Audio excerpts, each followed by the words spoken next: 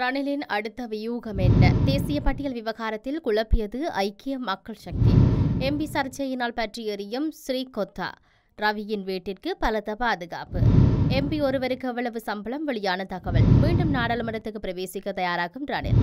விருப்பு வாக்கு விவகாரத்தில் சந்தேகம். சர்ச்சையை தோற்றுவித்துள்ள ராஜித. முஸ்லிம் பிரதிநிதிகளற்ற அனுர அமைச்சரவை விமர்சனங்களுக்கு எம்பி பதிலடி. அமெரிக்க ஏவுகணைகளை பயன்படுத்த உக்ரைனுக்கு அனுமதி. தனது ஆட்சியின் போது அமைச்சரவையில் இடம்பெற்றிருந்த உறுப்பினர்கள் சிலரை ஐக்கிய தேசிய கட்சியில் இணையுமாறு கட்சித் தலைவர் ரணில் விக்ரமசிங்க அழைப்பு விடுத்துள்ளார் என தெரிய வருகின்றது. ஐக்கிய தேசிய கட்சியை மறுசீரமைக்கும் நடவடிக்கையின் ஒரு அங்கமாக இதற்குரிய நடவடிக்கை எடுக்கப்பட்டுள்ளது. முன்னாள் அமைச்சர்களான ராஜித சேனாரத்ன, காஞ்சன விஜயசேகர் ஆகியோர் ரணிலின் அழைப்பு தொடர்பில் சாதகமாக பரிசீலித்து வருகின்றனர் என கூறப்படுகின்றது. அதேவேளை சிலிண்டர் கூட்டணிக்கு கிடைக்கப்பெற்றுள்ள இரு தேசிய பட்டியல்களில் ஒன்றை முன்னாள் பிரதமர் தினேஷ் குணவர்த்தனவுக்கும் மற்றும் ஒன்றை ஐக்கிய தேசிய கட்சி உறுப்பினர் ஒருவருக்கும் வழங்குவதற்கு உத்தேசிக்கப்பட்டுள்ளது. இந்த வருடம் ஐக்கிய மக்கள் சக்தி வெற்றி பெற்ற தேசிய பட்டியல் நாடாளுமன்ற உறுப்பினர் பதவிக்கு ஆட்களை நியமித்தல் ஐக்கிய மக்கள் சக்தியில் கடும் முரண்பாடுகளை நிலவுவதாக தெரிவிக்கப்படுகிறது. தற்போது அந்த ஆசனத்துக்கு ரஞ்சித் மத்தும பண்டார, இம்தியாஸ் பாக்கீர் மக்கார், டலசலகு பெரும, ஜியல் பீரிஸ் மற்றும் சுஜிவ சேனாசிங்க ஆகியோரை நியமிக்க முன்மொழியப்பட்டுள்ளது.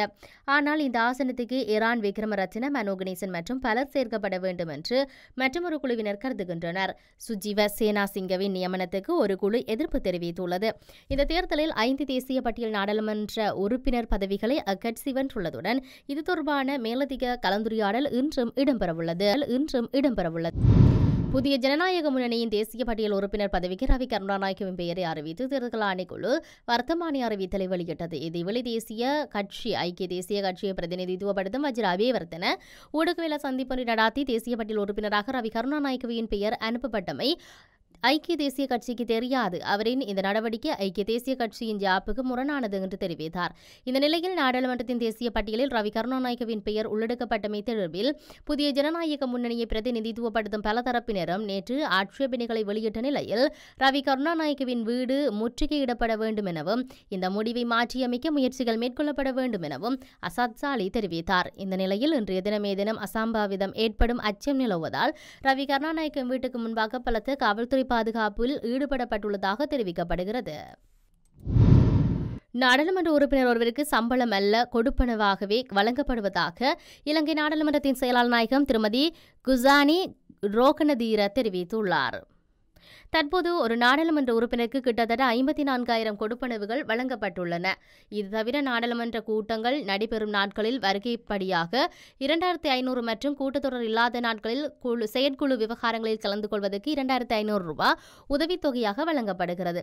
எரிபொருள் கொடுப்பனவு தூரத்தை அடிப்படையாக கொண்டு என்று அவர் குறிப்பிட்டார். இது ஒரு சூத்திரத்தின்படி கணக்கிடப்படுகிறது. அது மட்டுமில்லாமல் நாடாளுமன்றத்தில் இருந்து 40 கிலோமீட்டருக்குள் வீடு இல்லாதவர்கள் விண்ணப்பித்து மாதிவேல குடியிருப்பில் வீடு ஒன்றினை பெற்றுக் கொள்ளலாம் என்றும் அவர் கூறினார். மாதிவேலவில் இவ்வாறான 108 வீடுகள் இருப்பதாகவும் ஆளுங்கட்சி மற்றும் எதிர்க்கட்சியினரின் வேண்டுகோளுக்கு இணங்க முதலில் கோரிக்கைகள் முன்வைக்கப்படும் வரிசையில் வீடுகள் வழங்கப்படும் என்று திருமதி குஜானி ரோகணதீர தெரிவித்தார். மேலும் வீடு வாடகையாக 2,000 ரூபாய் செலுத்தப்படும் என்றும் மின்சாரம் மற்றும் தண்ணீர் கட்டணத்தை சம்பந்தப்பட்ட உறுப்பினர்கள் செலுத்த வேண்டும் என்றும் நாடாளுமன்ற பொதுச் செயலாளர் மேலும் தெரிவித்தார். மேலும் ஸ்ரீ ஜெயவர்தனபுர வைத்தியசாலையில் மருத்துவ வசதிகளை பெற்றுக் கொடுப்பதன் மூலம் கொடுப்பனவுகளில் இருந்து தொகையை குறைக்க நாடாளுமன்றமும் நாடாளுமன்ற அலுவல்கள் அமைச்சும் வசதி அளித்துள்ளதாக தெரிவித்த செயலாளர் நாயகம் தனிப்பட்ட ஊழியர்களுக்கு தேவையான கொடுப்பனவுகளையும் ஒரு அமைச்சு ஏற்கும் எனவும் குறிப்பிட்டார். முன்னாள் ஜனாதிபதி ரணில் விக்ரமசிங்க மீண்டும் நாடாளுமன்றத்துக்கு பிரவேசிக்க தயாராகி வருவதாக தெரிவிக்கப்படுகிறது. பொதுத் தேர்தலில் புதிய ஜனநாயக முன்னணி வெற்றி பெற்ற தேசிய பட்டியல் ஆசனத்தினூடாக அவர் நாடாளுமன்றத்துக்கு பிரவேசிக்க உள்ளார் என குறிப்பிடப்படுகிறது. இதன்படி கட்சியின் 2 தேசிய பட்டியல் நாடாளுமன்ற உறுப்பினர் பதவிகளுக்கு நியமிக்கப்பட்ட இருவரில் ஒருவர் ராஜினாமா செய்ய உள்ளனர் என தகவல் வெளியாகியுள்ளது. பின்னர் அந்த வெற்றிடத்துக்கு வேறு ஒருவரை நியமிப்பதற்கு சட்டத்தில் தடை இல்லை. இதனால் அந்த இடத்திற்கு ரணில் விக்ரமசிங்க நியமிக்கப்பட உள்ளார் என குறிப்பிடப்படுகின்றது. களுத்துறை மாவட்டத்தின் விருப்பு வாக்குகளை மீண்டும் தீர்மானத்தை எடுக்க உள்ளதாக முன்னாள் நாடாளுமன்ற உறுப்பினர் ராஜித சேனாரத்ன தெரிவித்தார்.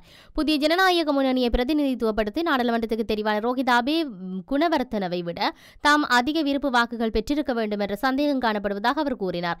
இந்த நிலையில் பொதுத் தேர்தலின் களுத்துறை மாவட்டத்தின் விருப்பு வாக்கு விவரம் தொடர்பில் இந்த சந்தேகம் இருப்பதாகவும் அவர் சுட்டிக்காட்டினார். எனினும் அரசியல் வட்டார தகவல்களின் அடிப்படையில் ராஜித சேனாரத்ன களுத்துறை மாவட்டத்தில் தனது கட்சி ஆதரவாளர்கள் 8,000 பேருக்கு வேலை வழங்கி வழங்கியுள்ளதாகவும் வேலை வழங்கியவர்கள் கூட அவருக்கு இந்த பொதுத் தேர்தலில் முன்னுரிமை வழங்கவில்லை எனவும் தெரிவிக்கப்படுகிறது. ஜனாதிபதி அனுகுமார் திசாநாயக்க தலைமையில் 21 அமைச்சர்கள் பதவியேற்ற நிலையில் முஸ்லிம் சமூகத்தைச் சேர்ந்த எவரும் அமைச்சு பதவி வழங்கப்படவில்லை என விமர்சனங்கள் எழுந்துள்ள நிலையில் குறித்த விடயம் தொடர்பில் தேசிய மக்கள் சக்தியின் கொழும்பு மாவட்ட நாடாளுமன்ற உறுப்பினர் ரிஸ்வி ஷலிக் மீண்டும் எதிர்ப்பை முன்வைத்துள்ளார். தேசிய மக்கள் சக்தியின் அமைச்சரவை ஒன்றை வழிநடத்துவதற்கான முதன்மை நிபந்தனை ஒருவரின் தகுதிகள், திறமை மற்றும் அரசியல் புத்திசாலித்தனங்களை தவிர அவர்களின் பாலினம், இனம் அல்லது மதம் அல்ல என ரிஸ்விக் ஷாலிக் தெரிவித்தார். புதிதாக நியமிக்கப்பட்ட அமைச்சரவையில் முஸ்லிம் பிரதிநிதிகள் இல்லை என்ற விமர்சனத்துக்கு பதிலளித்த போதே அவர் இதனை குறிப்பிட்டார்.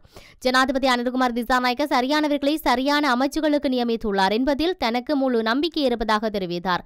மதத்தின் அடிப்படையில் மட்டுமே அமைச்சரை நியமிக்க வேண்டும் என்ற கோரிக்கைகள் தேவையற்ற பிளவுகளை தூண்டி நாடு முன்னேற வேண்டிய ஒற்றுமையை குளிபறிக்கும் அபாயத்தை ஏற்படுத்தும் என்றும் ரிஸ்வி ஷாலிக் சுட்டிக்காட்டியுள்ளார்.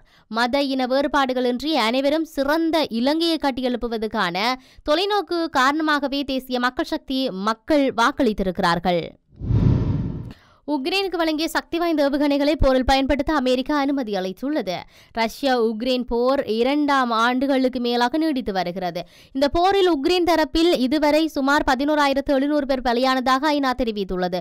போரை நிறுத்த வேண்டும் என உலக நாடுகள் பலவும் வலியுறுத்தி வருகின்றன. பேச்சுவார்த்தைகளுக்கான முயற்சிகளும் நடைபெறுகின்றன. எனினும் தாக்குதல் குறைந்த பாடில்லை. கடந்த சில தினங்களாக உக்ரைனின் உள்கட்டமைப்புகளை குறிவைத்து ரஷ்யா உக்கிரமான தாக்குதலை நடத்தி வருகிறது. நேற்று முன்தினம் இரவு உக்ரைன் மீது 120 ஏவுகணைகள் மற்றும் 90 ட்ரோன்கள் மூலம் தாக்குதல் நடந்தது. இதனால் உக்ரைன் முழுவதும் பதட்டம் அதிகரித்தது. ரஷ்யாவின் ஏவுகணைகளில் பெரும்பாலான ஏவுகணைகள் மற்றும் ட்ரோன்களை உக்ரைன் வான் பாதுகாப்பு படையினர் விடைமறித்து சுட்டு வீழ்த்தினர். ஒரு சில பகுதிகளில் உட்கட்டமைப்புகள் மற்றும் குடியிருப்புகள் சேதமடைந்துள்ளன. ரஷ்யாவின் தாக்குதல்களால் நிலை குலைந்த உக்ரைன் மக்கள் உயிருக்கு பயந்து ரயில் நிலையங்கள், சுரங்கப்பாதைகள் போன்ற இடங்களில் தஞ்சமடைந்தனர். இவ்வாறு போர் பதட்டம் தீவிரமடைந்துள்ள நிலையில் உக்ரைனுக்கு வழங்கிய சக்தி வாய்ந்த ஏவுகணைகளை போரில் பயன்படுத்த அமெரிக்கா அனுமதி அளித்துள்ளது.